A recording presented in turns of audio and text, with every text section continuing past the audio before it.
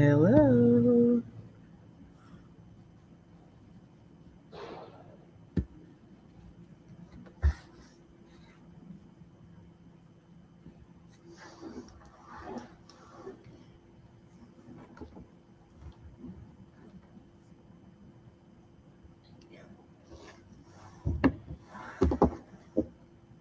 think we're live.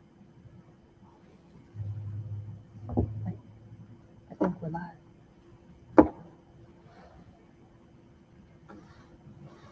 Oh, so you wait for people.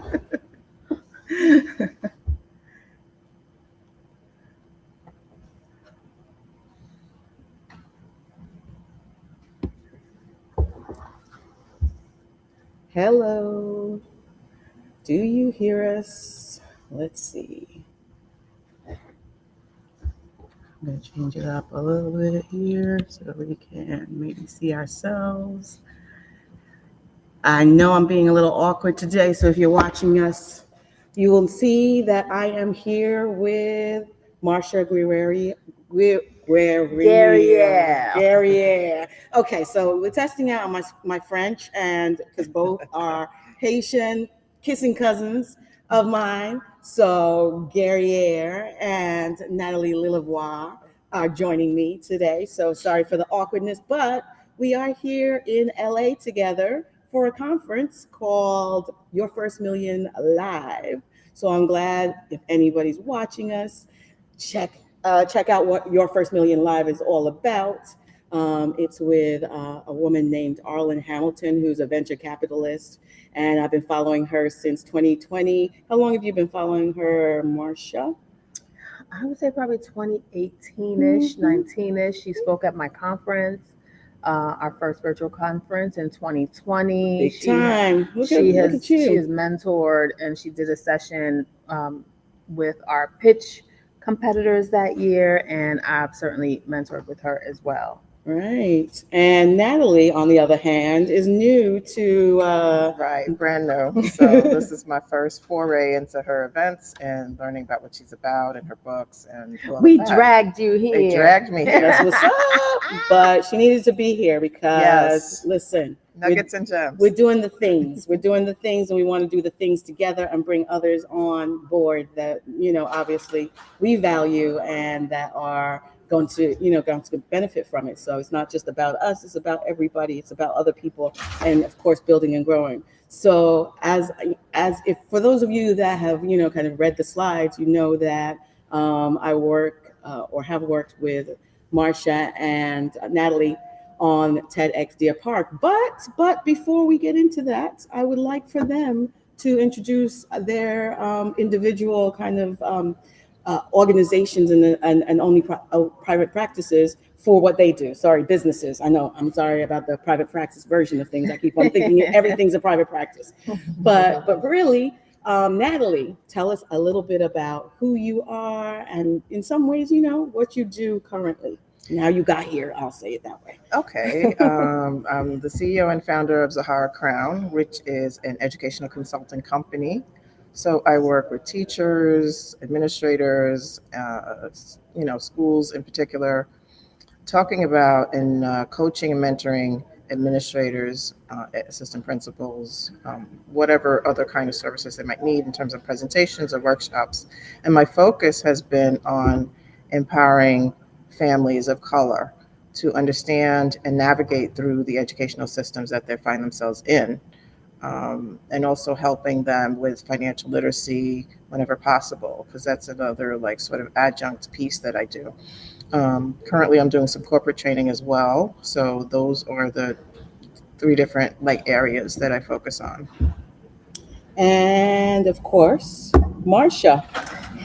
Hello, everyone. Welcome. I'm Marcia Guerriere, founder of Her Sweet Spot. We are a digital platform and membership community for women of color advancing as entrepreneurs, startup founders, side hustle experts, and all the like. We work with women that are filling their wage and promotion gap through entrepreneurship. We are the host of the Her Rise Conference and the founders of the Her Rise Micro Grant. Inside Her Sweet Spot, we provide women with our 4 pillars of success framework, which is mindset, money, marketing, and media, giving them community, coaching, and capital for their economic success. That's amazing. And of course, you do it really well. By the way, Marcia had a whole event with her people at this conference that the I know. founder. It's like, am I came having a out to conference here, or yes, doing her own Micro thing. conference, Yeah. conference within a conference. Exactly. So very congratulations, of course, Thank on that. you. And by the way, it is Marcia's birthday. Big, big birthday. It's a round number, so she's And I'm very not excited. scared of it. I am 50 years old today. Can I There get a you shout go. out There you on go. the stream? Thank you. That's what's up. Welcome to the club. Exactly. So of course, big things are going Yeah. here today. Here today. So today is actually the last day of the conference, but of course, we've been doing a few different things. One of our what, almost by accident, but one of the projects that we participated in also was kind of a discussion on TEDx. So in some ways, this conference has been like about networking, about bringing people together that are trying to build their own businesses, build their wealth, obviously, but wealth in a strategic way, obviously, wealth in a way that promotes, in particular, Black, people of color, BIPOC, and LGBTQIA plus. And that's what's been the focus of what Arlen does as a venture capitalist that she's been really bringing to the table. And Arlen Hamilton also talks about, tech. But as we continue to build and grow within ourselves, we were invited to talk, pull together and talk to others about whatever topic we wanted to. So I kind of threw it out there to see if anybody wanted to talk about TEDx. And yes, 100 people apparently wanted to talk about it. So we had a nice little gathering last night. And for those of you that do not know, we are part of TEDx Deer Park in particular. So check out the TEDxDeerPark.com, and certainly TEDx on Facebook and TEDx wherever, TEDx Deer Park in particular. On YouTube, we have a lot of our past speakers that have gotten their videos officially on YouTube for TED. So we are very proud of that. We've done a lot of work with that. And again, this is something that we invite you to come and talk about. But, this is DEI Speech IQ. So as usual, I like to talk a little bit about the DEI side of like communication and why, these things were started. So I know that everybody around this table talks a lot about, DEI on a regular basis, and that we are, bringing voices of underestimated, as Arlen likes to say, people to come and talk to us. So tell us a little bit about, I guess, your work with in that space in particular. Marcia, you can start this time. Well, as a woman of color founding an organization that is primarily supporting women of color, while we have worked with all women, not just women of color, and men as well.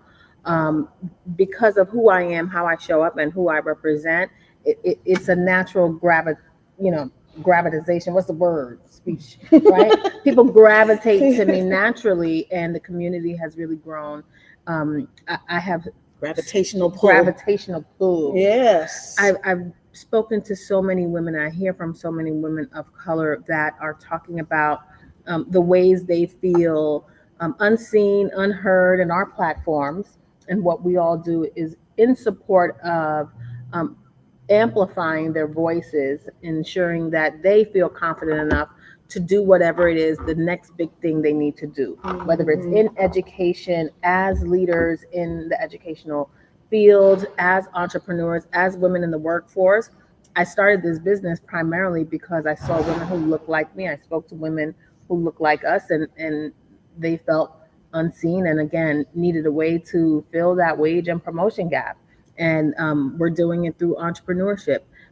We don't all come from, I come from a fintech background, working in the technology for Fortune 500 startups and having exposure to a wide network of resources, education, sitting in spaces where I didn't have sponsorship, I didn't have mentorship in my field and in my industry, and I knew that I wanted to build a space and a place that allowed people to feel seen and to give them strategies and advice on not just building their businesses, but how do they navigate between employee and employer, right? We're fighting so many microaggressions, past traumas that really truly the corporate space has given us. Sometimes while we have the passions for our businesses, it's hard to break from those things. Right. And so, Absolutely. it's funny because in the beginning I was that Underground Railroad girl. I was never really wanting to be a face of DEI, Mm-hmm. Mm-hmm. right? I was just doing what I felt was necessary Right. for a group of people that otherwise didn't have access to this type of resource. Right. And then people started to say, "Are you a social activist?" No. What do you do in the DEI space? Nothing. And, and then I had to Well, realize, everything, not right? nothing, right. Everything It and was nothing. everything, right. Because who I serve is who I serve, Right. right? It's That's but who is attracted to you. right, Right. and it becomes a thing where you got to recognize um, what it is that the global world is looking at, Okay. right? And so while I didn't put a stamp on me doing anything in the DEI space, the global world, because I'm working with the most underrepresented group of people, Black women, Mm-hmm. they fit me into that box. And I'll take it, especially when it comes with a check. Yes, you got to sell what people are buying. Yep. That's really what it is, too. Yep. So, as far as business is concerned, we can all have a dream of something that we want to do, and there's a version that makes it work, right? So, you got to be patient with that version. But sometimes, there is also the version that people are drawing you to. Yeah. So, that's, that's opportunities that are knocking, and for sure, as long as you're within your own. I want to say ethical space of your business that you want it to go to, and that's just me, Yeah. right? I'm not talking for everybody else. Some people Yeah. may do what you want to do that makes money. I am not about to take your bag from you, Right. but to the extent that you can, then absolutely. Yeah. I get. I think that. it was mentioned at the conference in one of the talks with one of the firesides, and Arlen is, having non-people of color as your mentors. Right. Like, some people only want to work within the space of who looks like them, and I think personally that's not realistic. And I'm like, oh, it's only 14% Black people in the population in this country, but 99% are around me, so that number seems low. I'd like, who's doing the math?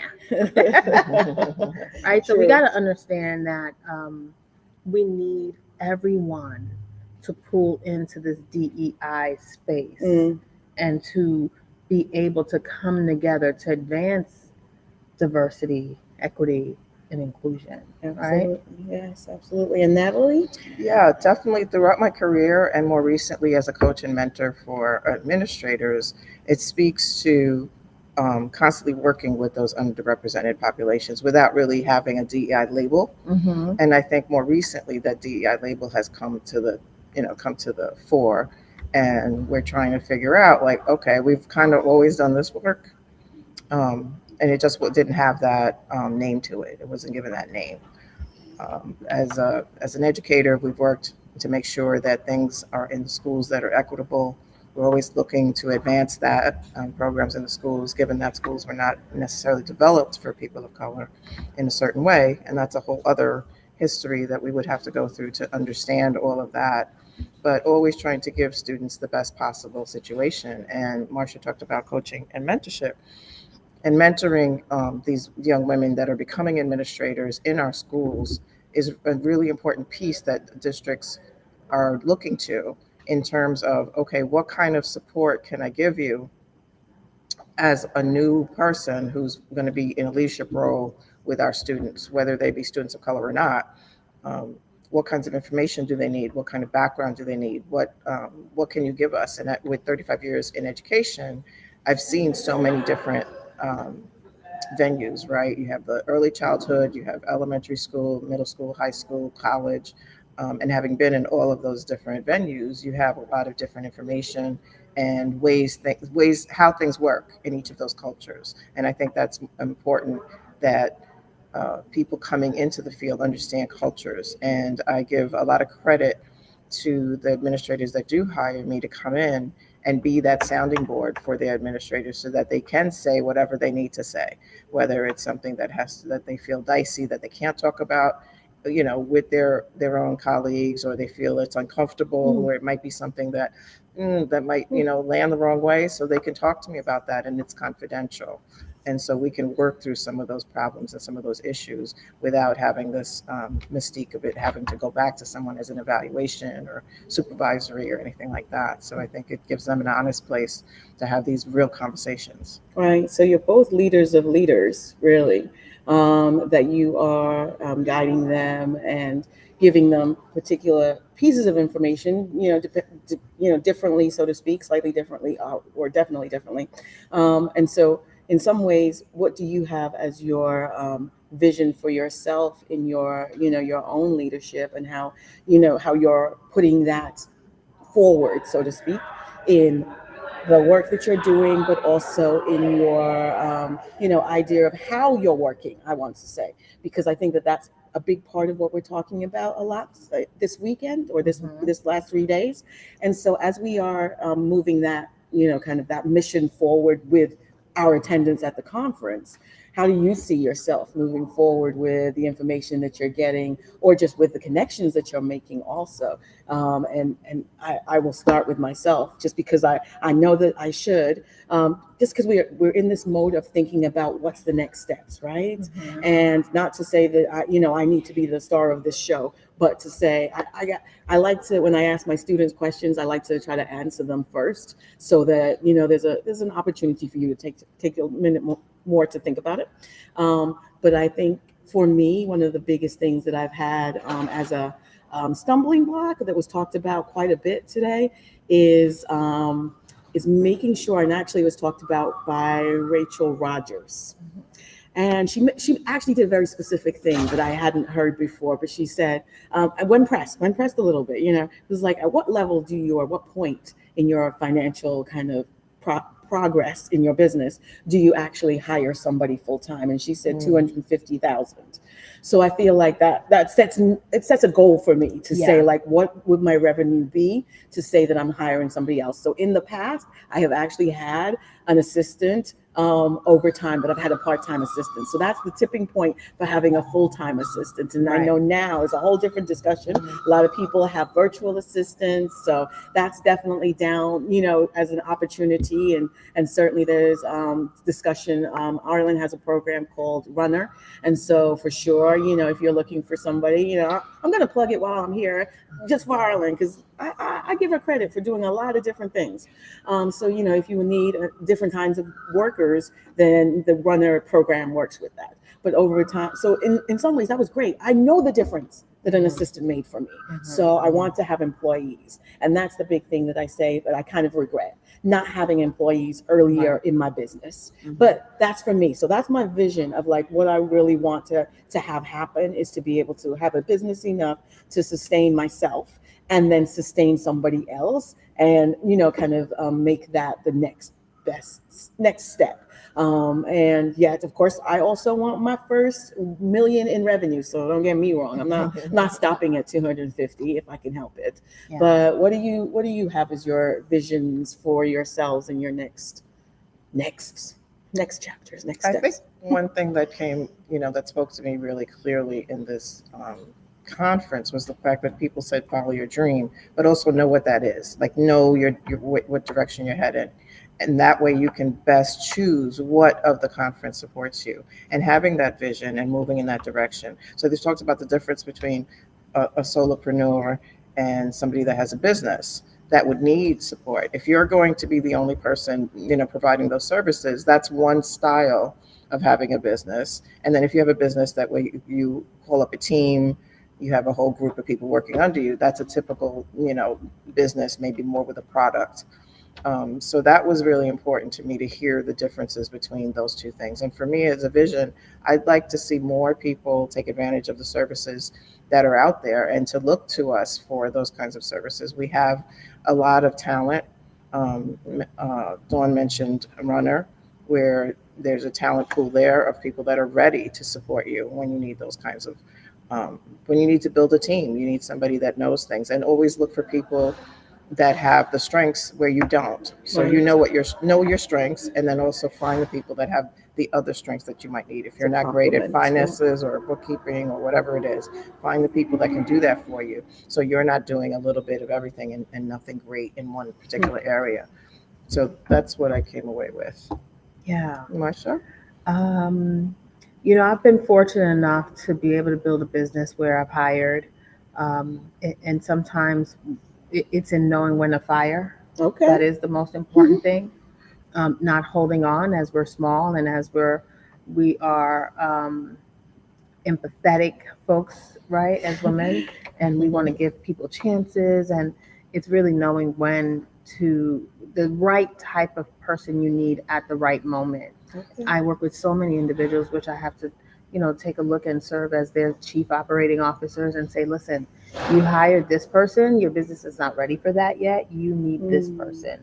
And understanding who you need to hire at the right time in order to build scalable businesses. Shift, and that's why mindset is the first pillar within our four pillars of success framework, is really adapting a mindset for building sustainability for consistent revenue in your business, whether it is reaching 250.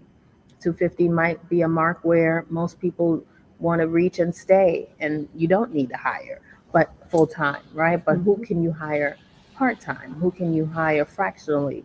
How can you bring on partners that can fill voids that you can't fulfill, and build scalable models? My clients say to me, did you just fire me from my business? And I did, right? And so it's bringing, for her sweet spot, and for me, walking away from here is bringing in collaborators that provide high value impact, right? High value support in giving our community the real education. In so many communities, you get the fluff and you get the fakeness and that surface layer information just for that person just to grab a quick bag. And I'm not here for a quick bag. I'm here for impact. I'm here to build. When I leave here, making $1 million, I think we've all made $1 million in our life, right? Through our careers and even in our businesses through time. But I think what we're gonna walk away with is a strategy, and or pieces that will allow us to go home and develop the strategies to execute and make $1 million within the calendar year, right? I think that's what it means to make $1 million. Of course. And make your first $1 million. It's not just that we haven't reached that amount, because we most likely we have. It's about making it in this year so that can really help you launch pad. For me, my next step is angel investing. Okay. My next step is partnering with other venture capitalists to continue to provide women within the Her Sweet Spot community access to capital. We don't all want to have businesses that are VC backable, Okay. but Right. we want to have businesses that sustain us. Yes. Right. Yes. Right? It's not everyone that wants to get to that point in business. We want to replace our income so that we can live a free life, and getting to 250 and staying there is really where a lot of people Sure. want to be, Sure. right? Sure. And so A regular 250 sounds good. it'll do. It'll do. It'll keep me on a yacht, maybe. Shout out to Arlen, who Yacht just water. dropped her yacht water. Yacht water. So, and you can invest in yacht water if you decide to, by the way. So check that out on your own. And so it's definitely, I think, visionary, vision casting kind of conference, of course. We want some strategies, as you said, Marcia, to be kind of strategic about our next steps and be able to, really move forward with focus, as you said, Natalie, also. Um, and so, as we kind of talking about speaking, you guys are already good speakers. However, I'm curious if do you remember when the first time was that you spoke publicly, or felt that you remember that you spoke publicly? And then how did that feel? And yeah, what would you give advice to others that maybe want to get on that next step and that version of themselves as presenters, as verbal vocal presenters? I still feel like it's my first time speaking publicly. Right, every every time time. I go out to speak Let publicly. me tell you, Marsha was like, we need an audience to do this thing today. And I was like, I'm not ready for an No. audience. Like, I need to just get it right. So, Listen, one thing I love to do is what scares me. oh, sure. Because if it's not scaring me, then I'm not growing. I got Right. you. And so I love the energy of a room.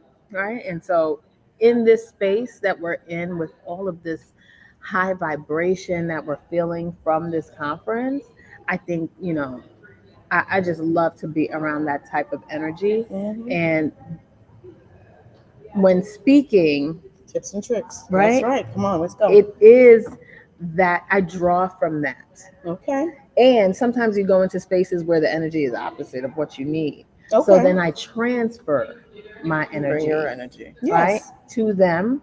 And, sometimes you got to go off script so that you have to transfer that energy, right? And it's when you know the room and understand who you're speaking with and who you're speaking to, it's important to be able to shift and to be open to change, because Lord knows, even here, the what could go wrong could go wrong. I was afraid. I was a little afraid. Right.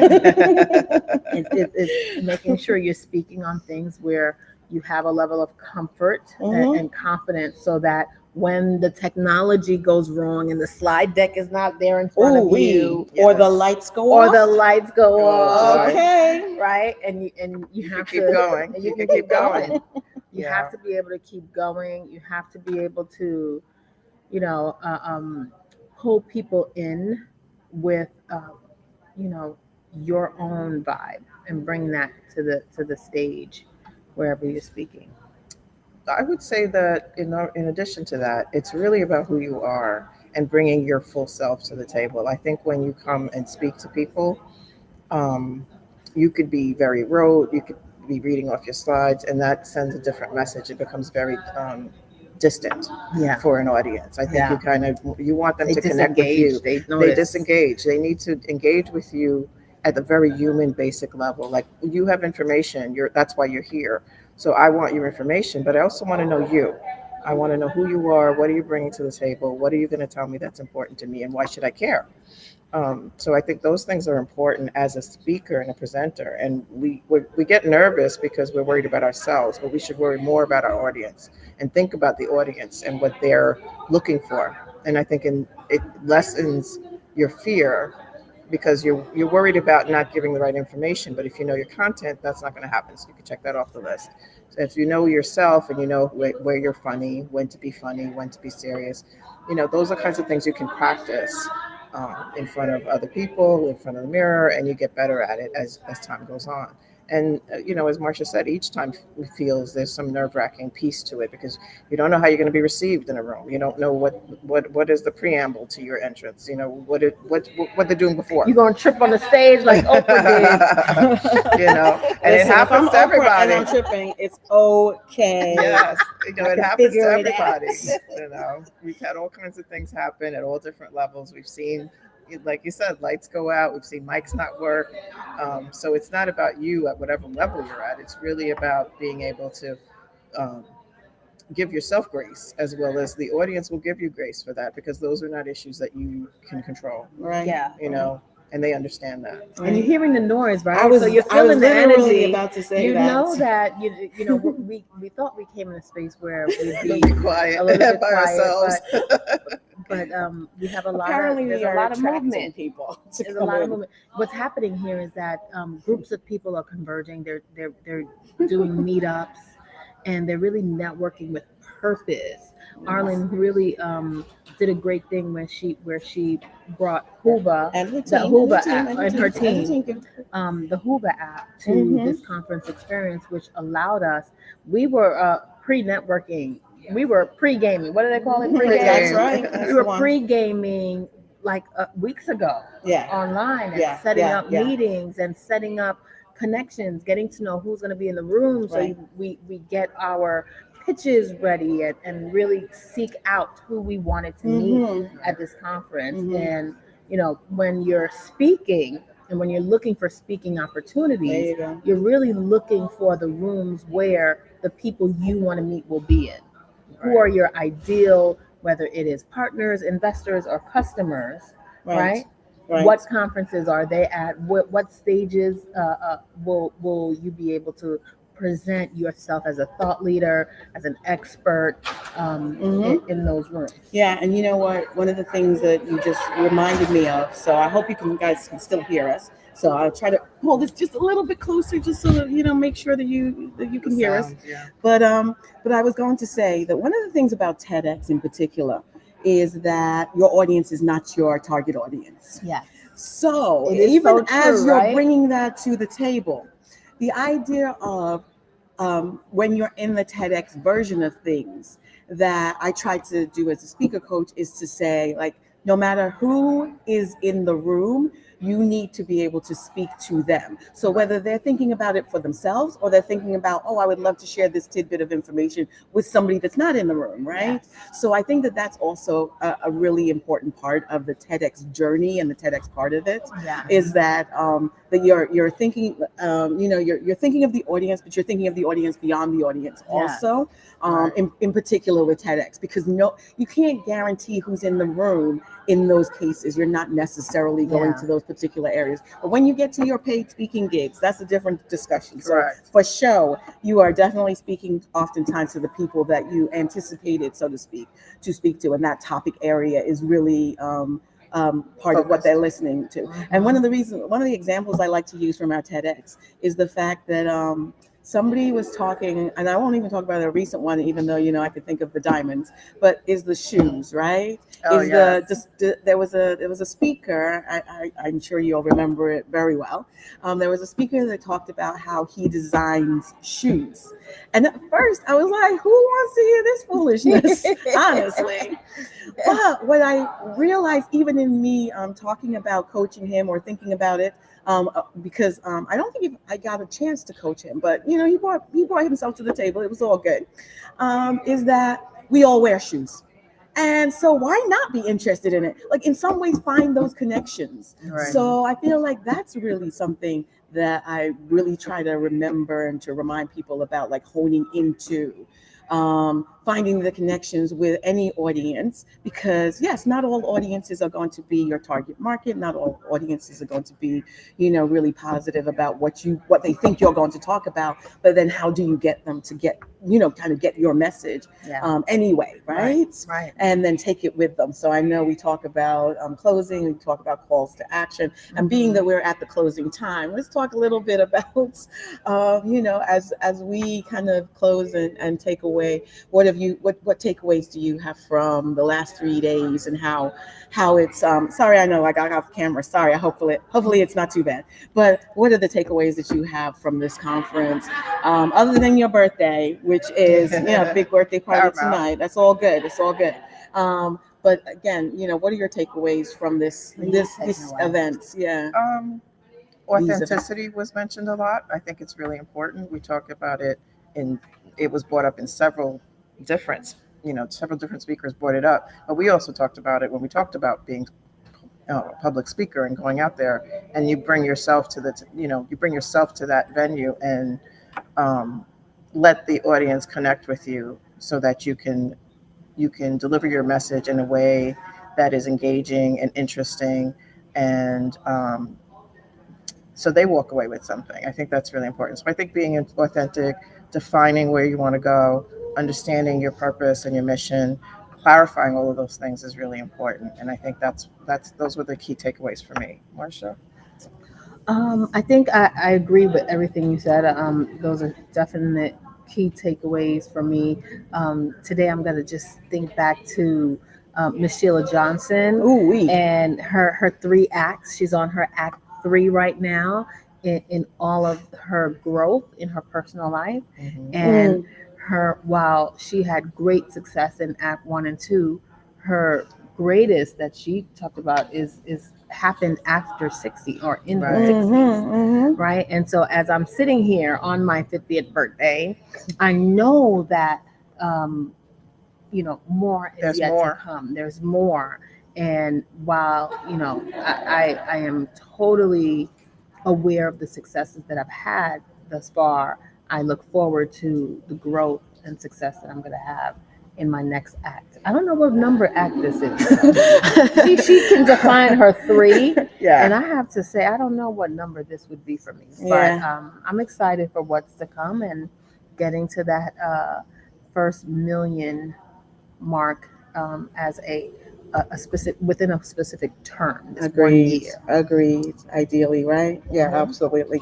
So thank you to those of you that have been with us on LinkedIn and Facebook. And if anybody watches, post the presentation as we close this down, I know it's a little bit different time because we're on the West Coast, and I made it a little bit later, so a lot of people might be in the throes of their work on the East Coast side. But again, I appreciate you and look forward to our next DEI Speech IQ.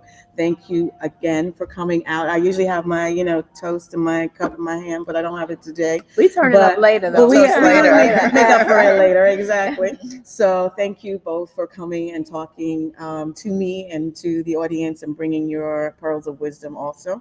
Appreciate you, appreciate the audience, and let Thanks us for know having how it went. us. Thank you for having us. Take care. See you soon. See you on the other side. Bye for now.